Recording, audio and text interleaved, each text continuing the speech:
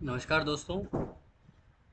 काफ़ी दिनों बाद मैं वीडियो बना रहा हूँ। कुछ काम में बिज़ी था मैं आजकल। कुछ इनकम टैक्स जीएसटी में कुछ मेरे को डिस्कशन करने थे किसी के साथ, और कुछ लीगल वर्क्स के लिए मैं बिज़ी था।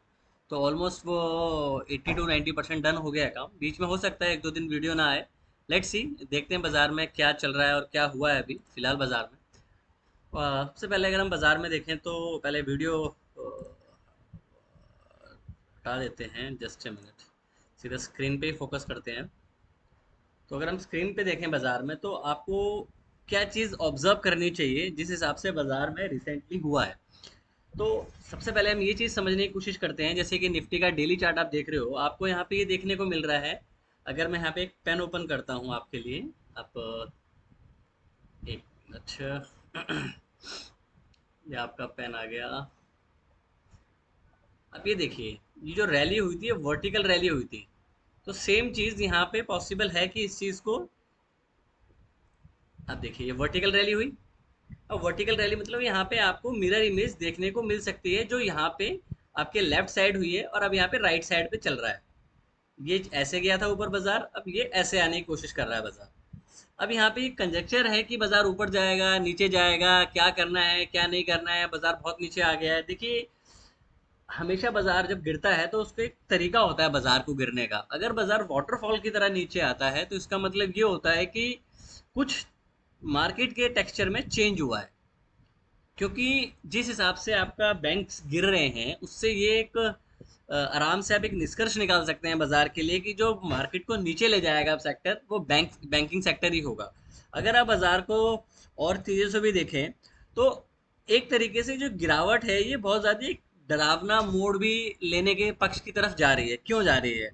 जो भी सेक्टर पहले आपके परफॉर्म कर रहे थे, चाहे वो ऑटो हो, चाहे आपके पीएसयूज हों, जो एफएमसीजीज हों, ब्रॉडर मार्केट हो, ये काफ़ी अच्छी परफॉर्मेंस दे रही थी। जो रिसेंटली अभी मिड कैप और स्मॉल कैप में एक डाउन साइड आया था, आप उस चीज़ को देखिए। उस दिन के जो लो था उसके नीचे आप ट्रेड करना शुरू कर दिया आज। तो किसी भी तरह की जो पुल बैक की रैली है वो सस्टेनेबल नहीं होगी इस तरीके के बाजार में। क्यों नहीं होगी?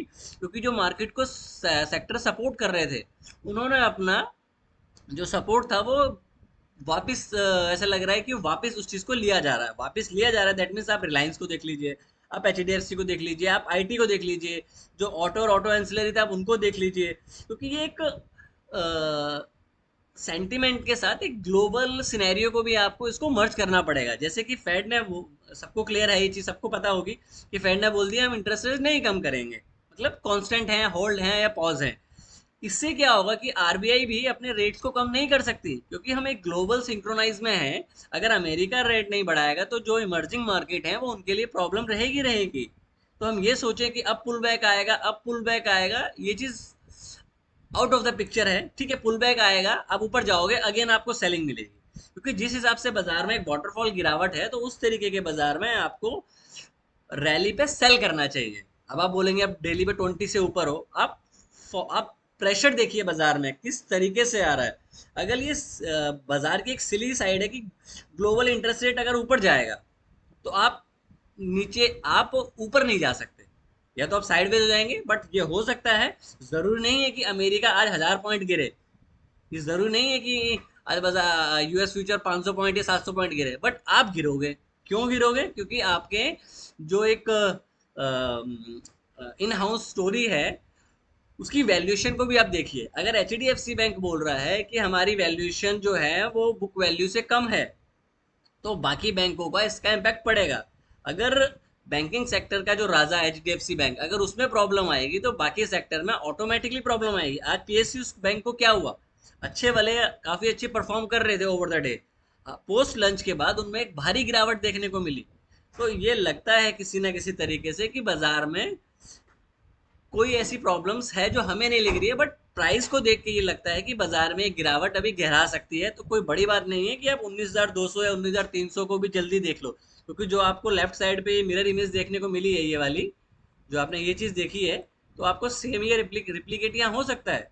ये मेरा व्यू है, आप इससे एग्री और डिसएग्री कर सकते हो। बिकॉज ये बोलना कि कल सुबह आप उठोगे और बाजार तेज हो जाएगा, ये बोलना एक अनलाइकली ठीक नहीं है। क्योंकि इस तरह की जो चीज़ें होती है वो ओवरनाइट ठीक नहीं होती। ओवरनाइट चीजें वो ठीक होती हैं कि किसी न्यूज की वजह से आप गिर गए और अगले दिन आपको पता चला नहीं यार ये न्यूज फेक थी या ये था, क्योंकि बाजार जिस प्रेशर से नीचे आता है वो ऑब्जर्व करना जरूरी है। रिसेंटली बाजार ऊपर जा रहे थे, बट जब बाजार नीचे भी आ रहे थे तो इस फ्लो में नहीं आ रहे थे जैसे अभी रिसेंटली बाजार नीचे आ रहे हैं। अब जब तक बाजार जो है मतलब रिसेंटली की जो कंजेशन है और स्विंग हाई ना बनाने लगे, जब तक हमें शॉर्ट साइड पे ट्रेड देखना चाहिए। अब ये बोलना कि आपका पीसीआर 0.5 आ गया है, ये आ गया है, ठीक है भैया, पीसीआर थोड़ा सा 100 पॉइंट निफ्टी ऊपर ले जाएगा फिर वहां से नीचे ले आएगा, तो ये कंजेशन है। अब देखते हैं हमें कल क्या कर सकते हैं, वो ज्यादा इंपॉर्टेंट है पॉइंट। अब निफ्टी का एक चार्ट देख लेते हैं।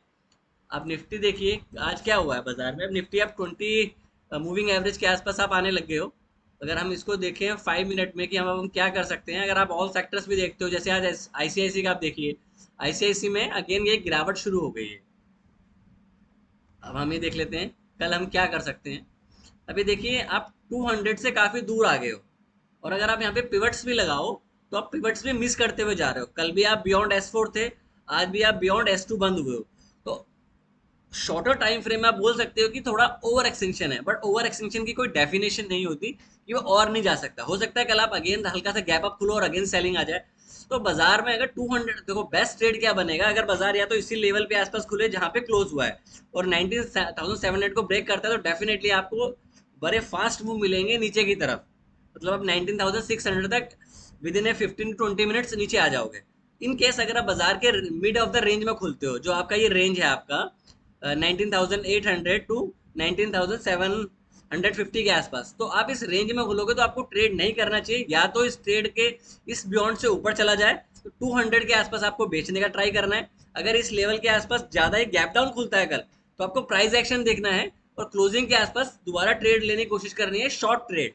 अगर मान लीजिए बाजार आपका ये नीचे खुलता है, मान लीजिए 650 के आसपास खुलता है, सपोज करते हैं, रिट्रेस करता है, वहां पे आप देखिए कि स्विंग हाई बन रहे हैं कि नहीं बन रहे हैं। अगर स्विंग हाई नहीं बन रहे हैं तो जो उस कंजेशन पॉइंट का रेंज का कंजेशन टूटता है तो आप उसको ट्रेड कर सकते हैं। जैसे आज का देखते हैं, मैं आपको छोटा सा एग्जांपल दे देता हूँ, यहाँ पे आपको थोड़ा सा क्लियर व्यू हो जाएगा कि मैं किस बारे में बात कर रहा हूँ। आप ये देखिए, वर्टिकली गिरावट आई, ये एक रेंज बनी, ये वाली। बाजार ने यहाँ पे एक हैमर बनाया, कंजेशन है यहाँ पे बैक साइड में आपके, ये देखिए, ये कंजेशन है, ये कंजेशन है। जैसे यहाँ पे ना 20 को लिया, कोशिश करी बाजार ने ऊपर जाने की, बट अगेन ये फेल होना शुरू हो गया।